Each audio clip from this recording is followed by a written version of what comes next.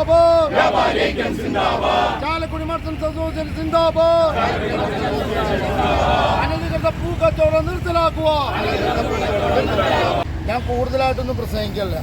ഇവിടുത്തെ ഭരണാധികാരികളോട് ഞങ്ങൾക്ക് പറയാനുള്ളത് 365 ദിവസം കഴിഞ്ഞ് ലൈസൻസ് എടുത്താൻ ഒരു ദിവസം വൈകിയ 5000 രൂപയാണ് പിഴ. 5000 രൂപ മനസ്സിലായ? ഈ മാസം സെപ്റ്റംബർ 30 മുനിസിപ്പൽ ലൈസൻസ് 31 കഴിഞ്ഞ് നമ്മൾ ഒക്ടോബർ 1 മുനിസിപ്പാലിറ്റി ചെന്ന 5000 രൂപ പിഴ. ആ സമയത്ത് ഇവിടെ അനധികൃത കച്ചവടക്കാർക്ക് ഒരു നിയമങ്ങളും ഇല്ല.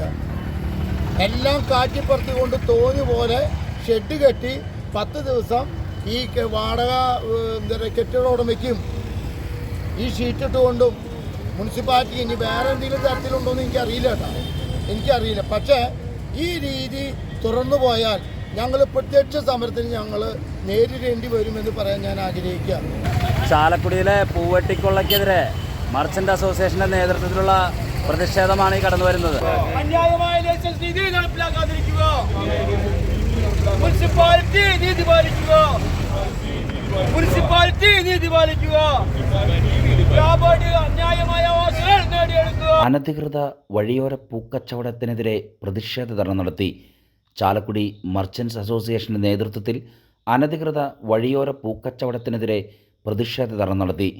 അസോസിയേഷൻ വൈസ് പ്രസിഡന്റ് ചന്ദ്രൻ കൊളത്താപ്പള്ളിയുടെ അധ്യക്ഷതയിൽ ചേർന്ന യോഗം കേരള വ്യാപാരി വ്യവസായ ഏകോപന സമിതി ജില്ലാ ട്രഷററും ചാലക്കുടി മർച്ചന്റ്സ് അസോസിയേഷൻ പ്രസിഡന്റുമായ ജോയ് മൂത്തേടൻ ഉദ്ഘാടനം ചെയ്തു.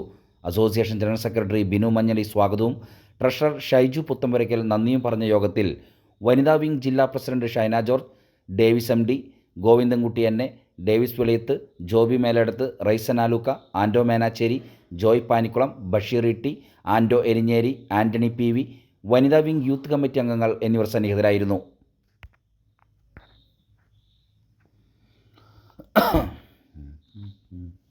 കഴിഞ്ഞ ഓണക്കാലത്ത് വ്യാപാരികളുടെ നേതൃത്വത്തിൽ നടത്തിയ സമരത്തെ തുടർന്ന് അടുത്ത വർഷങ്ങളിലൊന്നും അനധികൃത കച്ചവടം ഉണ്ടാവില്ല എന്ന് ഉറപ്പ് നൽകിയതായിരുന്നു.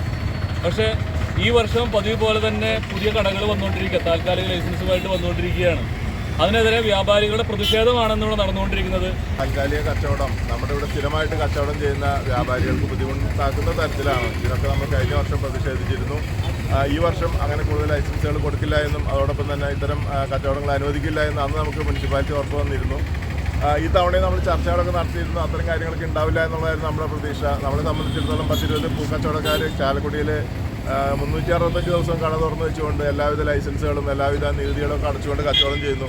അവരെ സംരക്ഷിക്കേണ്ട ഉത്തരവാദിത്വം തീർച്ചയായിട്ടും മർച്ചന്റ് അസോസിയേഷനുണ്ട്. അതുകൊണ്ട് കച്ചവടം തന്നെയല്ല, ക്രിസ്മസ് കേക്കുകൾ, അങ്ങനെ ഓരോ വഴിയോര കച്ചവടങ്ങൾ ഇവിടെ നടന്നുകൊണ്ടിരിക്കുകയാണ്. ഓരോ വർഷത്തിലും ഓരോ ഫുട്പാത്ത് കച്ചവടങ്ങളാണ് ഇവിടെ നടന്നുകൊണ്ടിരിക്കുന്നത്.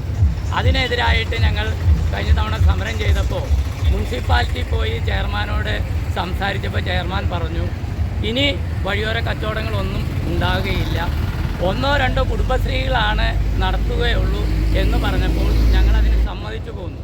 പക്ഷേ മുനിസിപ്പാലിറ്റി 50,000 രൂപ വാടകയെടുത്ത് വാങ്ങിച്ചുകൊണ്ട് മുനിസിപ്പാലിറ്റി ചെയ്യുന്ന ഈ വ്യാപാരികളോട് ചെയ്യുന്ന അക്രമമാണ് ഇവിടെ നടക്കുന്നത്. ഈ ചാലക്കുടിയിലെ വ്യാപാരികൾ വളരെ സമാധാനപ്രിയരാണ്.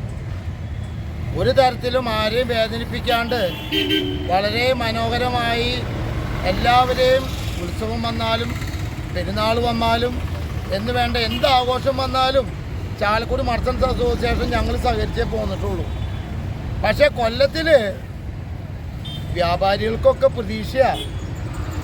കൊല്ലത്തിൽ ഒരു 10 ദിവസം, ഇന്ന് 10 ഈ 10 മുതൽ 10 വരെയുള്ള ഈ ദിവസങ്ങളിൽ ഈ പൂക്കച്ചവടക്കാർ ലൈസൻസും മറ്റുള്ള നിയമങ്ങളൊക്കെ പാലിച്ചുകൊണ്ട് ഇവിടെ വ്യാപാരം ചെയ്യുമ്പോൾ ഒരു 50,000 രൂപയ്ക്ക് വേണ്ടി ഈ ചാലക്കുടിയിലെ വ്യാപാരികളെ ഒറ്റപ്പെടുത്തുന്ന രീതിയിലുള്ള പ്രവണത അവസാനിപ്പിക്കണമെന്ന് പറയാൻ ഞാൻ ആഗ്രഹിക്കുകയാണ്. പ്രിയപ്പെട്ടവർ, ചെയർമാൻ അടക്കമുള്ള പ്രതിപക്ഷ നേതാവ് അടക്കമുള്ള ആ കൗൺസിലർമാരോട് പറഞ്ഞു, ഞങ്ങൾ ഇവിടുത്തെ പാവപ്പെട്ട പൂവ്യാപാരികളാണ്.